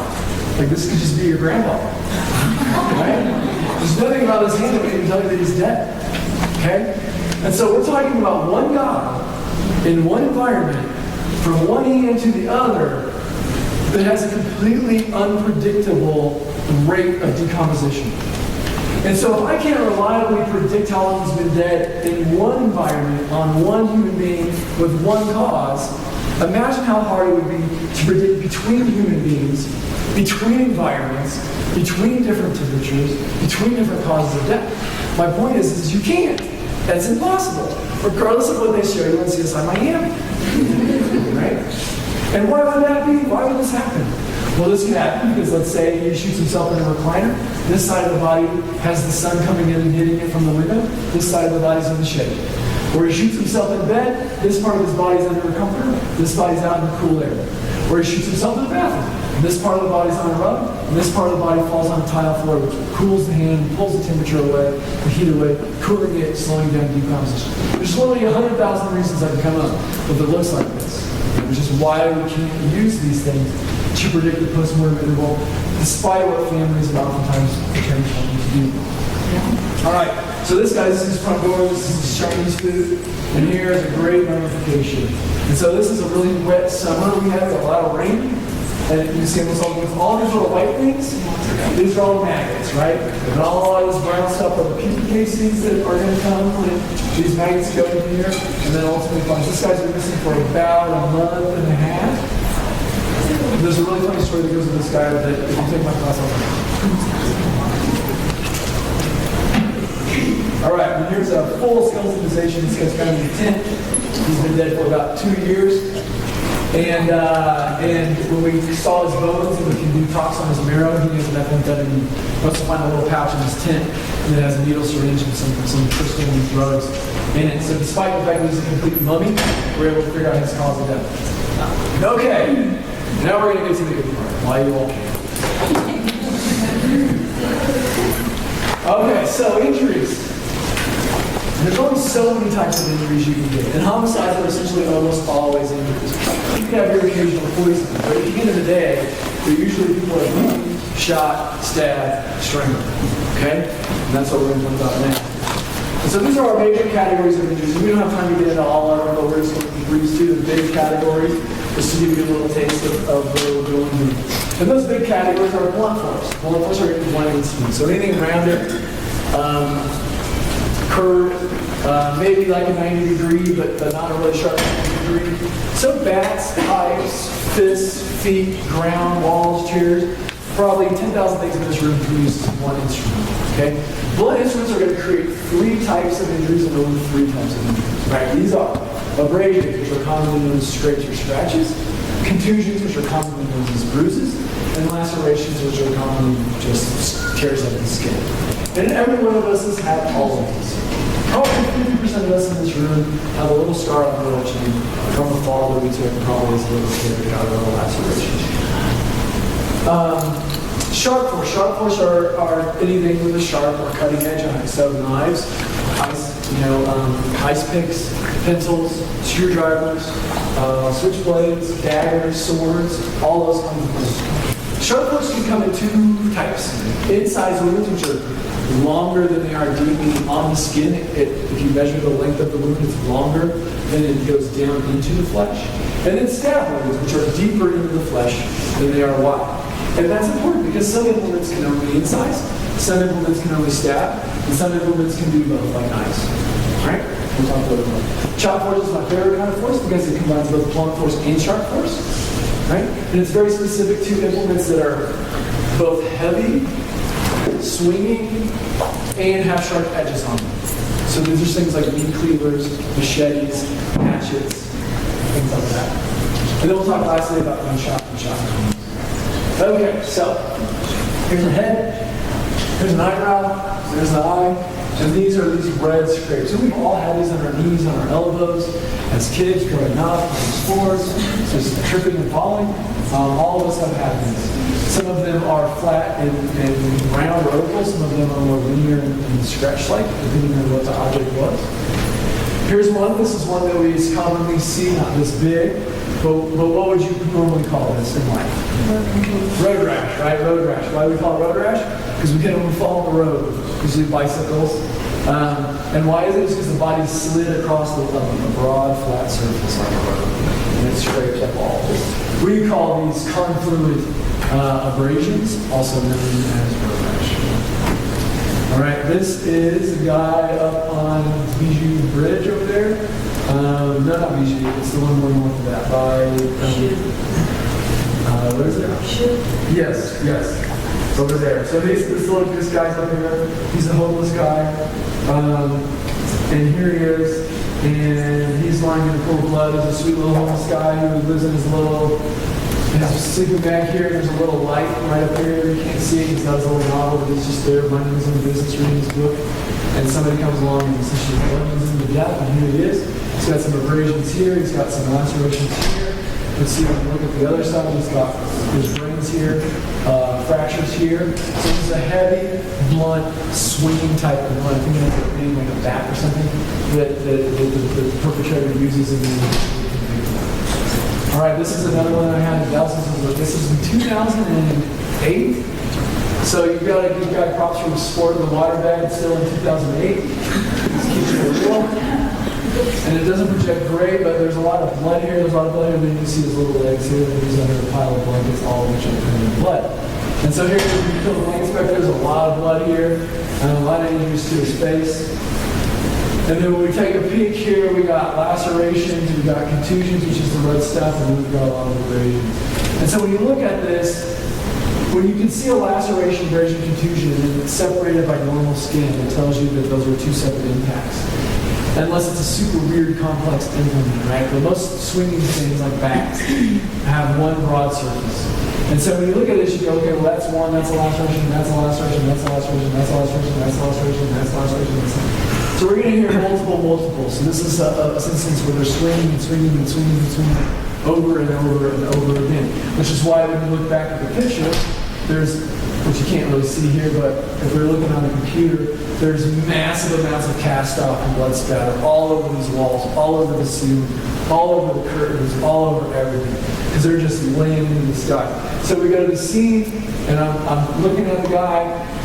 That's back in the morning. Looking at the guy, this is multiple blood vessels. This is something that you can swing. We're looking for a bat. I'm telling this to the investigators, the cops, and they're like, okay. So they go out, and there's a driveway, and there's like an El Camino, and then there's like a tarp in the back, and they like pull the tarp back, and they're like, oh, like this bloody bat? I'm like, yeah.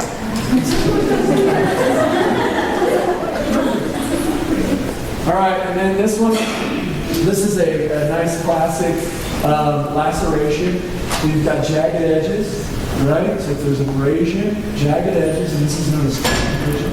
It's tissue that's staying the gap. And these are tough because knives will look very similar to this. So it's important. If the cops are like, did they use a knife or did they use a bat? Like you got to know what we're looking for here. And so when you look at something like this, you go, well, it could be a knife, it could be a bat. It's abraded at the edges, which tells you something else is impacted. The knives usually only impact over the place where the blade is. So something else is impacted on the sides. And then we've got tissue bridging, which means that some tissues are very flexible, other tissues are not. And so the ones that are not will tear easily, the ones that are will still stretch. And this is like a little vein or a little piece of fat or a little nerve, which is super stretchy. So when the skin tears, this has enough elastic capacity to not tear it. But if this were a knife, when you plunge the knife in, it doesn't matter what the elastic capacity is, it cuts through everything in its path. Right? So I can look at this and go, no, even though this kind of looks knife-ish, we're looking for a blunt implement. And in this particular case, it ends up being an electric guitar.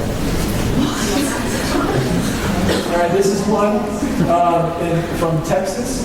And this guy, he has hair when I get it, and I shave it so you can see the difference. He murdered a monk or something. But he's got these long strands here and then a fork. A long strand is in the fork. Long strand. And it's a very tight, narrow impact site, which tells you it's a very narrow diameter object. which to deliver this much force on something that's got that thin of a diameter means it has to be metal. You can't hit somebody with a dowel rod and cause these kinds of injuries because there's not enough weight. So we know it's a metal machine tool that's got a long handle and then a fork at the end. And so I'm doing autopsy. The homicide detectives are sitting right there, and the rest of the team is still at the scene. And asking me, like, what does it look like? I'm like, it looks like a metal rod, probably long with a fork at the end. So we're looking for like a barbecue tool or a fireplace poker or a mechanic's tool that has like a 45-degree angle. And he's tying on the phone, and they're telling him, and then he calls back. He's like a fireplace poker that you would like push the launcher in, like, yeah, exactly like that. And like, okay, so then they go, they look at it, they put their gloves on, like, oh, like this one that's got blood on it. I'm like, they're talking on the phone, I'm out there. I'm like, yeah, exactly like that one.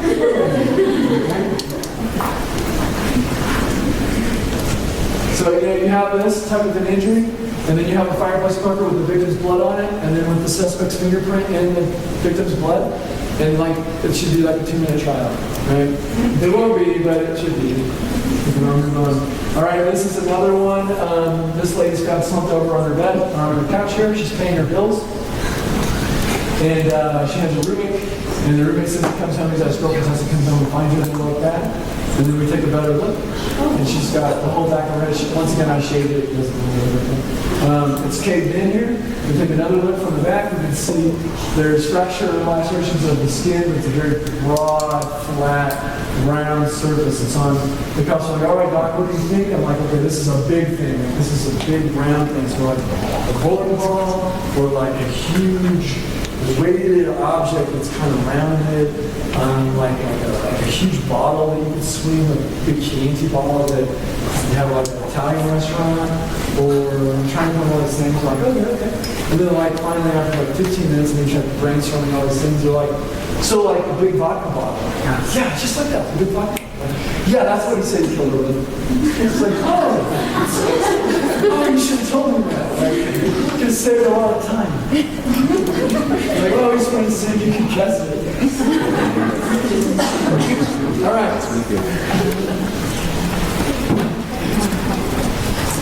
All right, sharp force. Once again, stab wounds particularly wide. It's actually wider deep. Chop force we'll get to in a bit.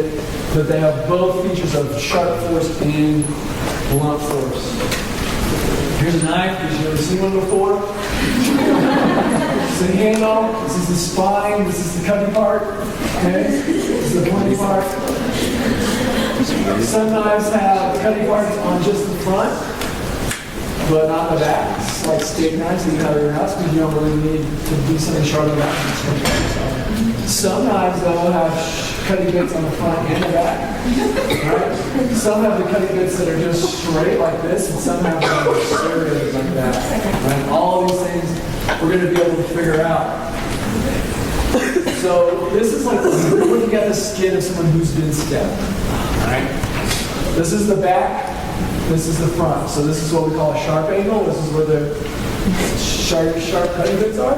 This is the back, where the blunt back of the spine is. So when we see it look like this, we know it's a single edge blade, and only on the one side of the knife is it cut. Okay? This, if you see sharp angles at both the front and the back, it tells us it's a double-edged knife. These are more like daggers, decorative knives, and hunting knives. But they have blade cutting blades on both sides of the knife, both the front and the back. All right, here's what we have now.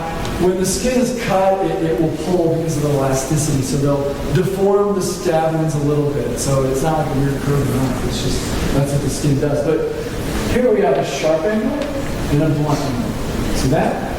Here we have a sharp angle and a blunt angle. Here we have a sharp angle and then a squared off blunt angle.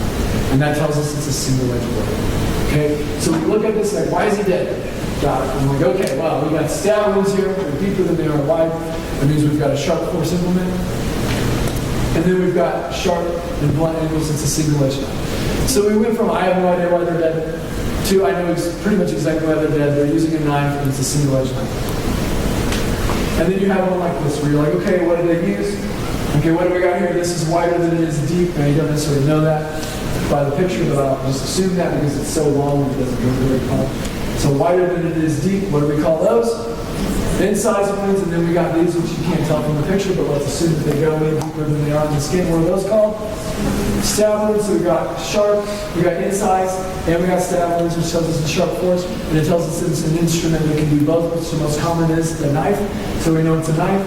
And then when we live, we got sharp angle, blunt angle, sharp angle, blunt angle, sharp angle, blunt angle, right? So we went from sharp force, we know it's a knife, we know it's a single-edged knife. And then, I'll show you in a minute where we can go from there, but the other thing that we notice about this is when we look at the insides wound of the neck and the stab wounds here, which are very bloody, whereas when we get to the end here, they're very dry and yellow. That tells us that by the time we get down here, the heart is no longer beating, which means the person is already dead.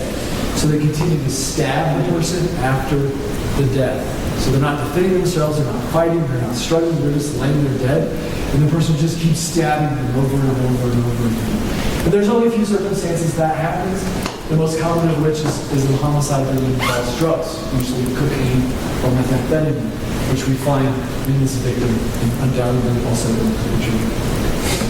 Okay, so based on the previous information, we know it's this knife, a single-edged knife. And when we take a peek at another area, we see this, which is an abrasion. There's a stab wound here.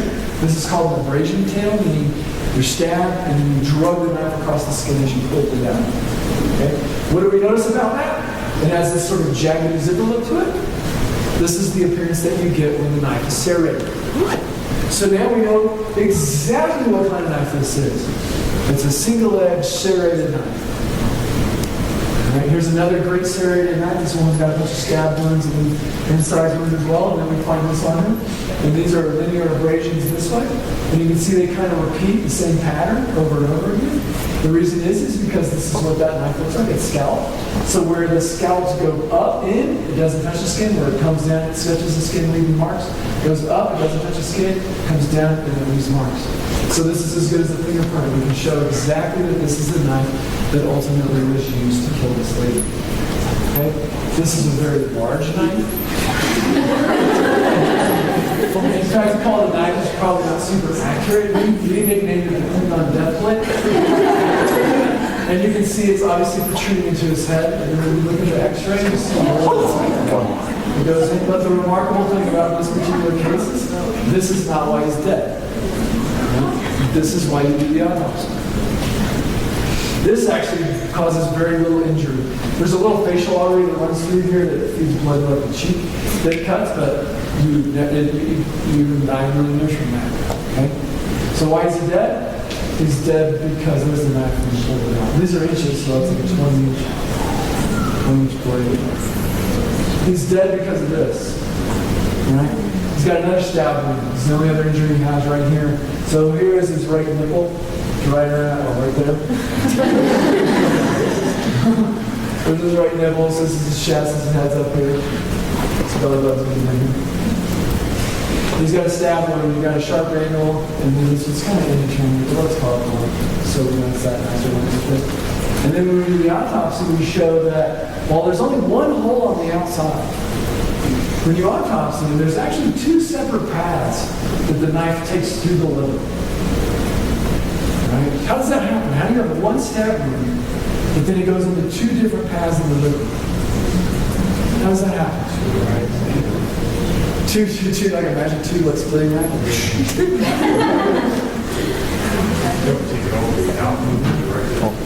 That's exactly it. So you stab someone, you pull it almost all the way out, change the angle, and then you plunge it in again. Right? Now the story that originally comes with this case is this is entirely self-defense. This guy's a jerk, he's attacking his wife, or his girlfriend, I don't know which. She's got the knife, she's like, get away from me, get away from me, get away from me. He lunges at her, the knife goes in, and then she pulls it out and puts it in his head. I don't know why she did that, but nevertheless, that's the statement that comes to me.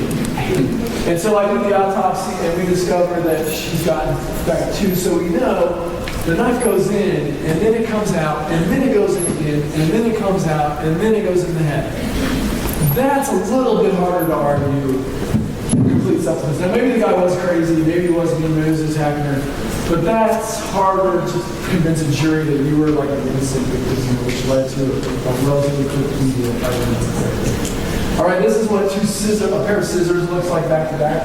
Sharp, sharp, and then this weird step off. So scissors are basically two knives back to back, right? Side by side, that's what that looks like. Here's what a screwdriver looks like. You get these little cruciform or cross-shaped stab wounds. This is Phil's head. And then this one is flathead. You really can't see it in this picture, but basically what it looks like is this. It's one stab wound with these little forks at the end because the edges are super sharp, so it tears. That's a knife that got punches in his belly. This is an incised wound. So this is the upper airway. So this is the trachea here. This is a deep incised wound. Incised wounds are not typically fatal because by definition they're shallow, right? Because they have to be shallow when they are deep. So the only places where incised wounds are typically potentially lethal are the neck and the wrists. The neck, we typically think of as homicide, although we have our fair share of suicides from the neck incised wounds, and then we think of it as wrist as suicide. Although I'll tell you, in 10 years and literally hundreds and hundreds and hundreds of suicides, I've only ever had one person successfully complete suicide by wrist cutting. The reason is because while it's very romanticized in movies and you cut the wrists in the way of the bathtub, and in fact those vessels are below the tendons, so to get to them you have to cut through the tendons of the hand, which is incredibly painful, horrible experience. So most people have this idea that that's what they're going to do, so they cut through the skin and they realize that they can't do anything. And they're not going to cut any deeper because they see the tendons there, and so they'll do something else. So it's far more common, not far more common, almost entirely the only scenario where you see fresh incised wounds, and then they've shot themselves or they've hanged themselves or they've taken pills. You don't ever see complete suicides again. What if they were this way? It's not this way. Theoretically, and I know people say that, well, okay, we're still let's start there. But two, you would have to know, the artery is about 2 millimeters, 3 millimeters in diameter. And so it's like finding a needle in a haystack, unless you really need it. I couldn't do it. And I know everything was about me, but I wasn't able to do it. Yeah. Oh, yeah. All right, this is the one from earlier. This is another incised wound. Here you can see kind of the jagged nature, and homicide wounds are typically like that because it takes multiple efforts. You'll occasionally have a case where someone tries to dismember someone, like removing their head, saying that's going to make it hard to figure out if they are. And that's what this case is here, but it's very exceptionally technically challenging to take off the head. And so what happens in the absence of a power tool, the person just gets tired and frustrated, or someone comes upon them and they quit, which is what you see here. That's what all these sawing marks are, is them attempting to do this, but it's exceptionally difficult. These are what are known as defensive injuries, right? These are incised wounds of the hands, and this is one of two scenarios where like, no, stab me, as they're trying to stab them, or they stab them and they try to grab the knife as they pull the knife away from them. But it's important because it tells you that there's a struggle here. The more of a struggle there is, the more likely it's going to be that there's going to be relevant DNA on these fingers, and there's going to be transfer from the victim to the perpetrator, and the perpetrator to the victim, which is, we don't see the majority of our homicides because the majority of them are firearms, which are long distance injuries. They're often not preceded because of the struggle. Okay? This is that same lady that we saw several times already, and this is a defensive injury where the knife is being punched through her hand. This is a case which involved cannibalism, where her boyfriend consumed part of her. He beats her, he kills her, and then he takes her back to his house, cuts her up, and he eats some of her in his meat. It was Chris, just so there's no confusion about it. This is actually her part of her breast that he boiled in a pot and then ate. All right, shock wounds. Bruised by heavy instruments with cutting edges, action, scares, and clear color. Incised wounds of the skin underlying common pressure. So we have incise type wounds or stab type wounds, and then fracture of the underlying bone, cleaves of the underlying bone. So if you imagine if you had an axe, and you had a big log, and you took the axe and you swung it in the log, and you didn't go all the way through the log, it kind of sticks in the log, right? What do? Now you're like, ah, dang, stupid log. And you like pull on the axe and you pull the axe out. What's left behind on the log? Yeah, Mark, a deep groove that's cut into the log. The same thing is going to happen with bone. But with light implements like knives, there's not enough weight, there's not enough heft to cleave that bone because the bone is so hard. So we only get that in big things like axes, machetes, and these cleavers. Okay. And here's a very brutal one. So lots of blood here at the scene. 2 girls who are sisters. And we take a look, and we have an incised type look here, so we know it's a sharp element. But then look at the bone underneath. We have this deep groove cut into it. So we have a meat cleaver, machete, something like that. And in fact, that's exactly what we have. We've got, when it comes to the cartilage, we have a meat cleaver. Okay, gunshot wounds. 2 types, penetrating, penetrating is blow goes in, perforating is obviously blow does come out. It's important to know about guns is that the injuries are not necessarily limited to only the path through which the bullet traveled. They're dispersing so much kinetic energy as they go into the body that pressure wave can push against the surrounding tissue like a boat going through the surface of the water, causing this ripple effect that can tear and damage organs a good distance from where the bullet actually traveled. So why are we autopsying people who have been shot? One, to determine cause of death, particularly in multiple gunshot wounds if there are multiple shooters. It may be very important as to who shot the actual lethal rounds. And time course of death, oftentimes with these it becomes like, what could the victim, the witnesses are saying this happened, but could he have been shot and still done that, or had he have done that before he was shot? So you're trying to put the sequence of events in order. Recovery of projectiles. Ultimately, somebody's got to go in there and get those bullets out to help match them to the weapons. How far away was the weapon when it was fired? This becomes critical in cases where you're distinguishing homicides from suicides, or homicides from a shooter who knows the person versus a shooter who's further away. And then the direction of fire, which is where the bullets come from when they go through the body. And so here's our entrance wound. Nice, round, punched out hole. Here's our exit wound. These are typically X-shaped or V-shaped. The margins kind of go back together completely. Here's what an exit wound looks like in bone. You can see there's a hole, but then it chips out around the side of it's beveling, which shows you the bullet's coming out at you.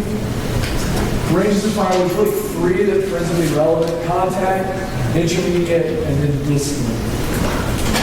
Here's a contact one. We know it's contact because there's soot on the skin. The soot comes out of the barrel open just like the bullet does, but you have to be relatively close for it to make it to the skin, which tells us this weapon is very close at the time of discharge. The overwhelming majority, 98+% of our suicides are going to be contact gunshot wounds. The overwhelming majority of our homicides are going to be distant range gunshot wounds. Intermediate can be either. So this is the one that's an entrance wound.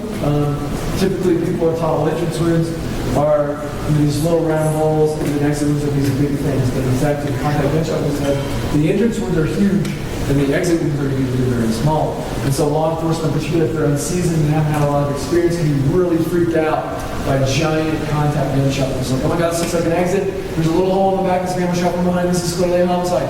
No, this is exactly what contact gunshot is. Now, this is a high-velocity rifle, which is why it exploded his head. But they can look very bad like this one. The entrance is actually here, but the gas, in addition to the bullet comes out, the gas has to go someplace. It can't go into the head because the head's a bony box. There's no place for it to go. So it comes back up the wound, transects under the skin, and then out the skin, which is what gives you these large, irregular defects with some brain kind of coming out there.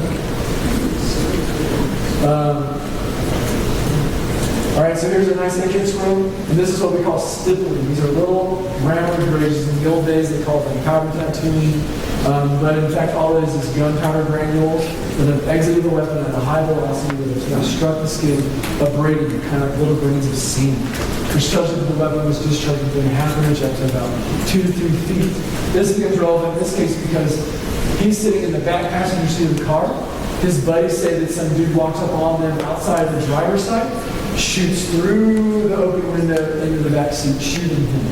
But in fact, he's got a pretty tight cluster of stippling here, which tells you this bullet, this weapon was discharged probably within a couple of feet, which places the weapon inside the vehicle, which means they shot him, and then they tried to blame him on rain.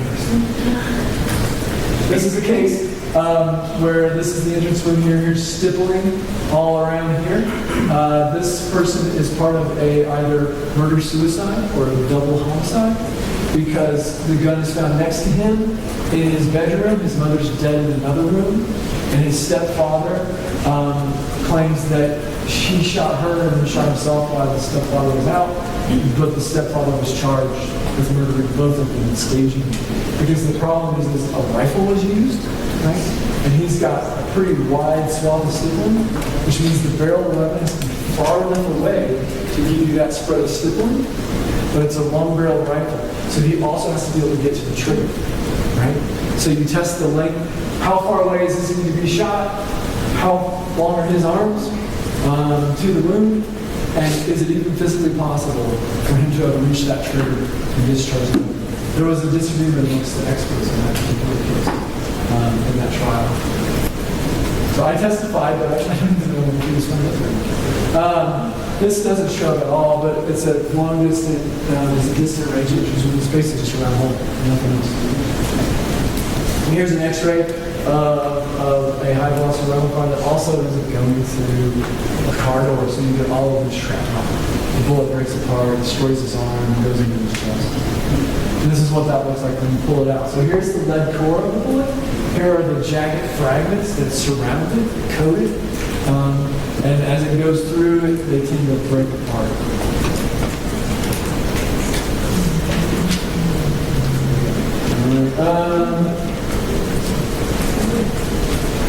Okay, shotgun wounds are pretty much the same as a gunshot wound, except much higher energy. And the other benefit is because shotguns are typically multi-particulate, multi-pellets, you have the additional feature of, as the pellets spread through space, they widen out, so you can use that to determine range of fire as well. All right, here's a nice contact shotgun wound, nice good hole. That's an inch, so it tells you how big of the diameter we're talking about. Here's the overlying denim jacket, which has got some soot on it. This is a contact shotgun wound in the chest. Here's another contact shotgun wound. This is a self-defense case where some kids bust into his house. He claims he's got a shotgun. He says they jump right on him as he's falling back to the ground and discharges the shotgun, all of which is consistent with this being a contact shotgun. So it's not unusual. This is a more distant range shotgun where the individual pellets have allowed to spread through space. So you're getting one big hole and then a bunch of little satellite holes around here. Here's what it looks like. Here's the shot cup. So this is normally like a cylinder, and all these pellets are inside here. And once it's shot, this will come out, and the petals will spread, and if it's far enough away, it'll just fall to the ground. If it's close enough, it'll go into the wound, but the pellets will continue on in space and spread further as they travel. And that's what it looks like. So here's the main cluster here, and then the rest of these are all satellite pellets from this stroke. Here is an X-ray of a shotgun wound in the head. These are birdshot pellets, all the little small pellets in here. Shotgun wounds in the head are largely obliterative, meaning they'll take off much of the head because there's so much force and so much gas that's produced by that weapon. And you'll see that this is what a buckshot. There's one little buckshot pellet right there. It's that radio burn. Pretty much everything from the lips up is gone in this particular case. And then when you take a look, that's what that looks like in real life. And then this is what that looks like if you look down into the base of the skull. So essentially every single bone is broken. There's nothing done. The whole thing comes apart like a all right, so forensic pathology. Search for truth is the essence of forensic pathology. Truth forms an essential link between enforcement of law and the protection of the public and the administration of justice. And so it's always important to remember as a medical examiner is that my only obligation through all of this, the only side that I'm on is the side of the scientific truth. I am not the prosecutor's witness, I'm not the defense witnesses, I'm not on the side of the police, I'm not on the side of the family, I'm not on the side of the victim. I don't speak for anybody other than the scientific facts as we know them. And so ultimately we are advocates for the truth. We are at the forefront of public health surveillance, public safety threat detection, and examination of social ills. We're the first people to see new emerging drugs, new emerging public health threats, all of those things. We play a crucial role in the justice system, obviously, and then we play a crucial role in the education of law enforcement attorneys and expositions, media large, all of our soon-to-be, hopefully, forensic scientists like me. So,